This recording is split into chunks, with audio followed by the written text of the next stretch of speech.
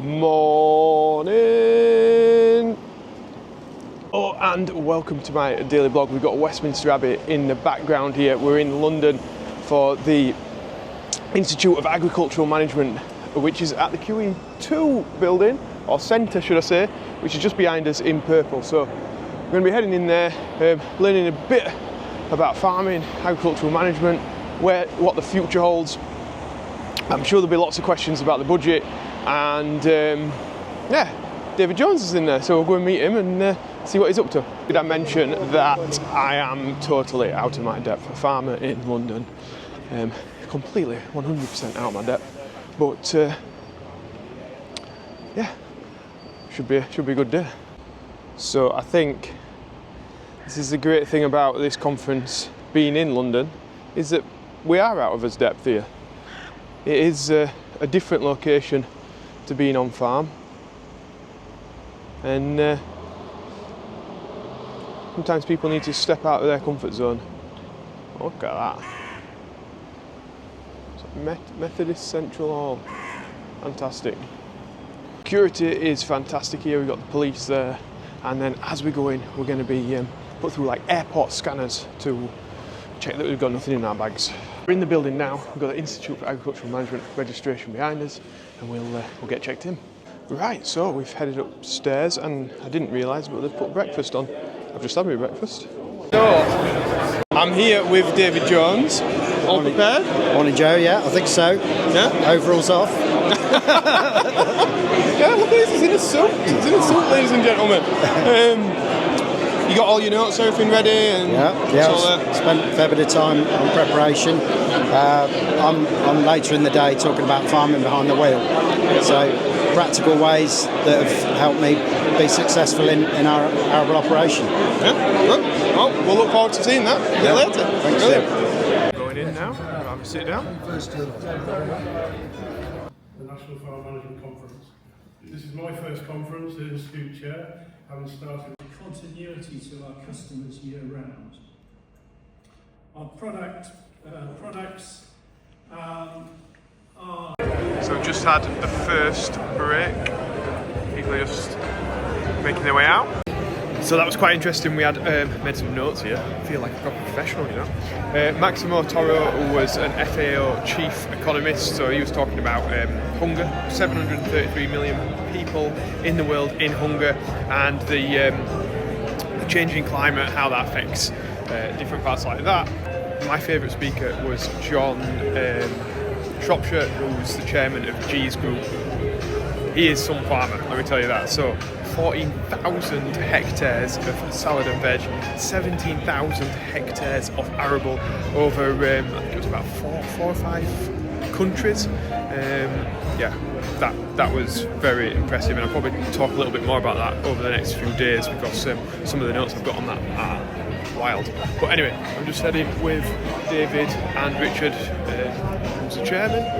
Outside, we're going to have a photo now. We've always been outside for the picture.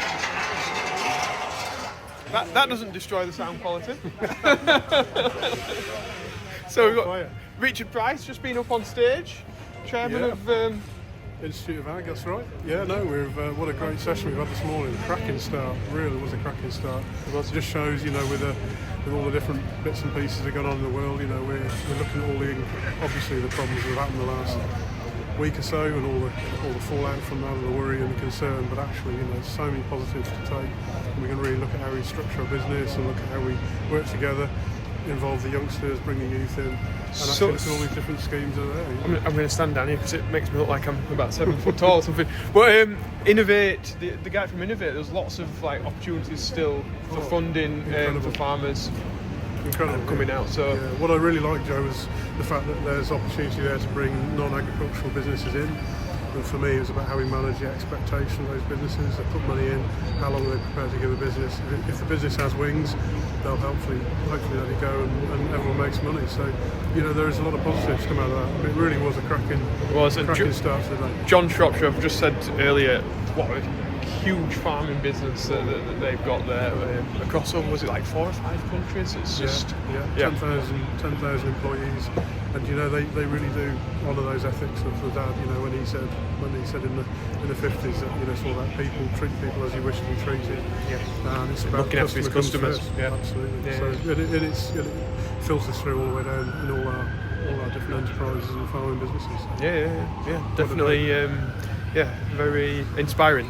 Right, let's get back inside. Let's get a coffee and see you the next one. Sounds good. So we've just been hearing about AI and how that integrates into people's business and what it will mean in the future. I think the big thing that came through with it was that AI is a co-pilot. So it's not going to be taking everyone's job away, but it will be helping to lead decision making. So somebody asked a question about stockmen and will it take a stockman's job? And the reality is no, probably it won't. It's quite a complex job when you're in front of a cow there and trying to work out what's wrong with it, which way it will go, all that kind of thing. But AI may be able to help. There was something called cow. Right, don't ask me the question about what it's called, but it was basically looking at cattle through a camera and then working out which ones had got lesions on the feet and things like that, and that would help a stockman. AI co-pilot, that was the main thing. I'm going to get back to having some food. So we got the cameras here. Everyone's just having their lunch. So we're now sitting down for the afternoon session. At the end of the day, we view our jobs as helping customers succeed. Our focus is delivering technology with real value that helps farmers feed, clothe, and shelter the world more profitably and more sustainably. So Matt Percy was the Vice President of John Deere, so it's a big deal.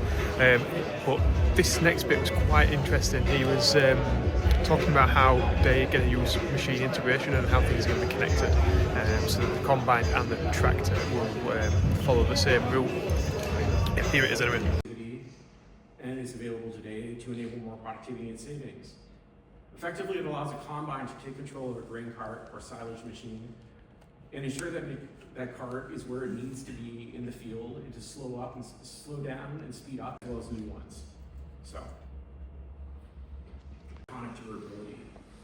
But we also want to ensure that our technology is available to everyone.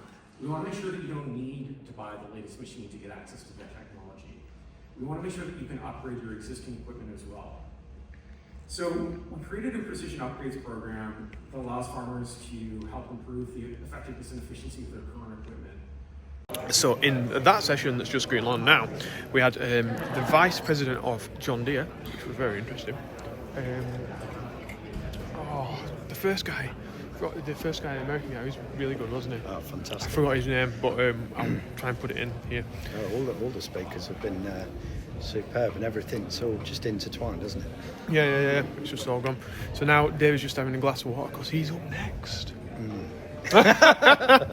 No, he's doing good.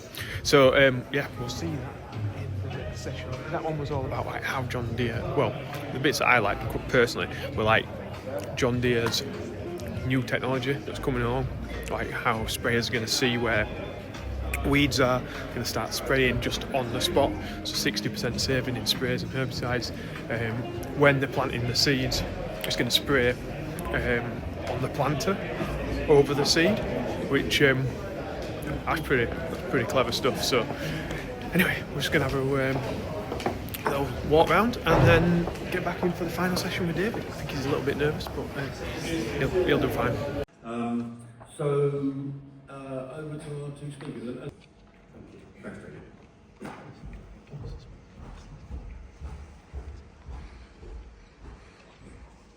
Grand job.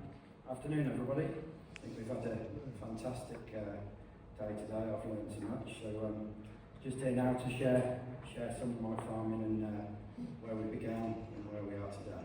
My career in farming as a tractor driver, and I've gone around the world demonstrating machines for global companies and learned an awful lot with that.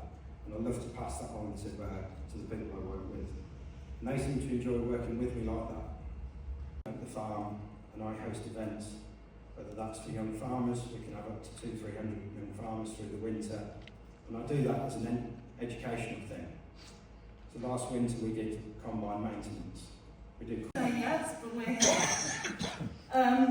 We're going to talk to you about how we've managed our farm intentionally over the years and take you through a bit of a journey from when we bought it, or our parents bought it, to where we are today. Thank you very much for being here today, and thank you very much for inviting me to just close the day for us. I'll start at the end, in the sense that I'm fairly sure I purchased at the farmer's market in Pole Beach some Pockmore sausage rolls. So the conference has ended now. I'm going to go and grab my bag. Really hard to sort of convey what it's like here in a YouTube video. You need to really experience the conference itself, like in person. But hopefully it's given you a few little clips as to what it's like. I'm going to go get my bag now, and we're going to head off to the Farmers Club, which hopefully I'll get a little bit of footage as we're going there through London. But yeah, it's been a fantastic day learning about innovation and the future and what farming has to hold. Sorry, just trying to get my bag. The guy had read the number on my ticket wrong, and he didn't think that he'd got my bag, so we're in a bit of a stress there. But yeah, fantastic conference. I recommend it to anybody who's trying to develop their career, I suppose, in agriculture. It is a great institution, and they are looking for new members all the time. So if you do, check out their website and see what they've got planned. Right, on to the Farmers Club. We're on our way now to the Farmers Club, just passing Big Ben with the boys. So here we are at the Farmers Club. We'll go in and have this lecture. So here we go, up the red carpet for David. You first. Right. This is where we're going to leave it, because I don't think you're really allowed farms in the Farmers Club. Phones in the Farmers Club, if I can get my word out. So thanks everyone for watching. Well done to David on his speech. Thank you. And we'll see you soon. Bye. You got to wave, David.